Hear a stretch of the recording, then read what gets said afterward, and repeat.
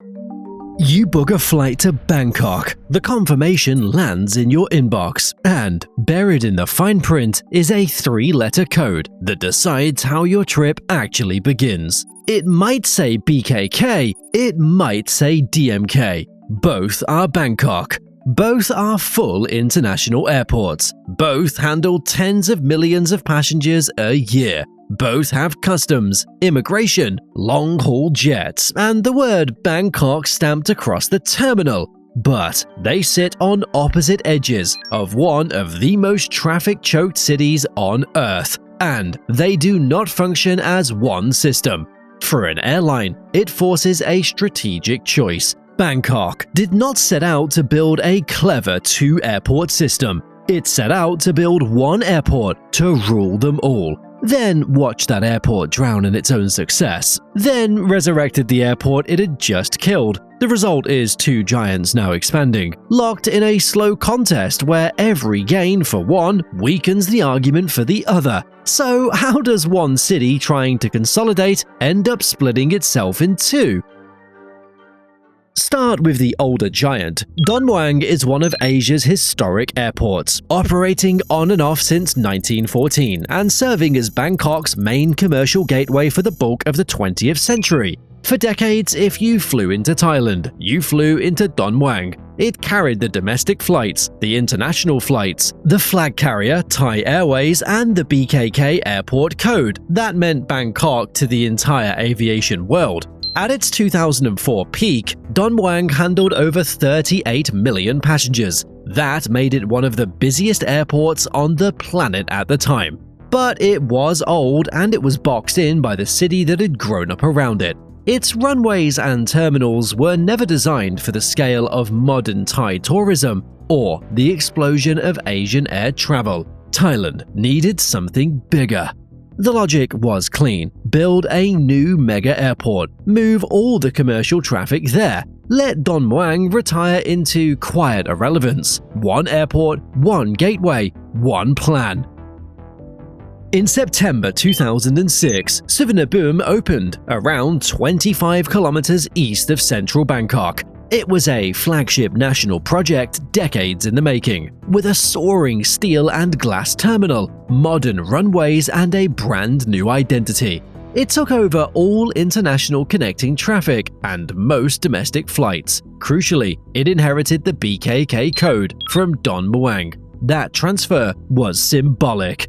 BKK had always meant Bangkok to the world, and now BKK meant Suvarnabhumi. Don Muang was handed the quieter DMK code and pushed toward the background. The initial design capacity was around 45 million passengers a year. On paper, that was supposed to carry Bangkok comfortably into the future. This was never planned as 2 equal airports. It was planned as a replacement. Full stop. The trouble started almost immediately, and it wasn't the kind of trouble anyone wanted to admit. Suvarnabhumi didn't fail. It succeeded far faster than its own master plan assumed. Thailand's tourism market was booming, Southeast Asian air travel was exploding, and a new force was reshaping the entire region's aviation map: low-cost carriers. The AirAsia and Lion Air model of cheap, high-frequency point-to-point flying was multiplying seat numbers across the region every single year. A 45 million passenger airport, swallowing all of that demand at once, came under pressure from day one. There were also early operational problems at the new airport, complaints about runway cracking and terminal congestion that fed a growing sense that Suvarnabhumi alone could not carry the whole city. So instead of solving Bangkok's airport problem for a generation, Suvarnabhumi quietly became part of it. Bangkok had built a huge new airport, and within months it was discovered it still needed the old one.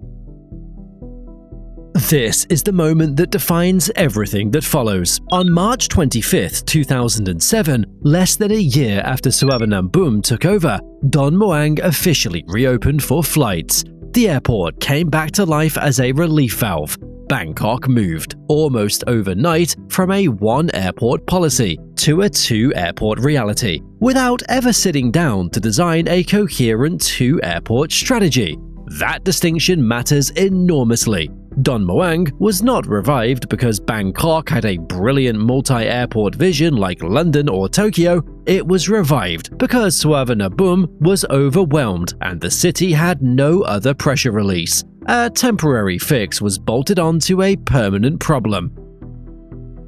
Once Don Muang reopened, low-cost carriers gravitated to Don Muang. AirAsia, Nok Air, and Lion Air built their bases there. Suvarnabhumi remained the full-service long-haul gateway, home to Thai Airways and the global network carriers. There's real logic to this. Budget airlines want lower fees, simpler terminals, faster turnarounds, and easy access. Don Muang offered all of that. Full-service carriers want premium facilities, alliance infrastructure, and cargo capacity, which Suvarnabhumi offered. Splitting the traffic also relieved pressure on the main airport. But it created something subtler and more damaging: separation by airport, not by terminal. Bangkok didn't put its two airline worlds under one roof, it put them on opposite sides of a gridlocked megacity. A real hub works on simplicity. You land, you walk through a terminal, you board your next flight. Singapore Changi, Doha, Dubai, Kuala Lumpur all sell that seamlessness as a product. Bangkok breaks it. Picture a European family flying long haul into Suvarnabhumi, then continuing on a cheap onward ticket to Krabi or Koh Samui, departing from Don Muang. They clear immigration at BKK. They collect heavy bags. They exit, find a taxi or the shuttle bus, and cross Bangkok traffic. They arrive at Don Muang, recheck their bags, clear security again, and walk to the gate, consuming precious time of their holiday and putting on unnecessary stress. Nothing makes the weirdness more visible than what's happening between Dubai and Bangkok right now. Emirates flies Dubai to Bangkok into Suvarnabhumi, the full-service gateway, exactly where you'd expect a premium long-haul carrier to land. Then there's Fly Dubai. From the 15th of September 2026, Fly Dubai is launching double daily flights to Don Muang, raising its total Thailand operations to 28 weekly flights alongside its Krabi route. So, the same broader Dubai ecosystem now sends passengers to two different Bangkok airports. Emirates to BKK, Fly Dubai to DMK. And these aren't rivals, they are close-knit partners, sharing an extensive network at Dubai International. Yet, in Bangkok, that integrated partnership physically splits across the city. One alliance, two airports 45 kilometers apart. It's the entire Bangkok problem, compressed into a single route map. Fly Dubai's choice isn't an accident, it's a different airline from Emirates with a different cost basis, a Boeing 737 fleet and a hybrid model aimed at short and medium-haul point-to-point traffic. For that model, Don Muang makes commercial sense. Lower airport fees, simpler operations, better slot availability, and cheaper turnarounds. But the network result is genuinely strange. Dubai's premium full-service flow lands at one Bangkok airport, while Dubai's hybrid low-cost flow lands at the other.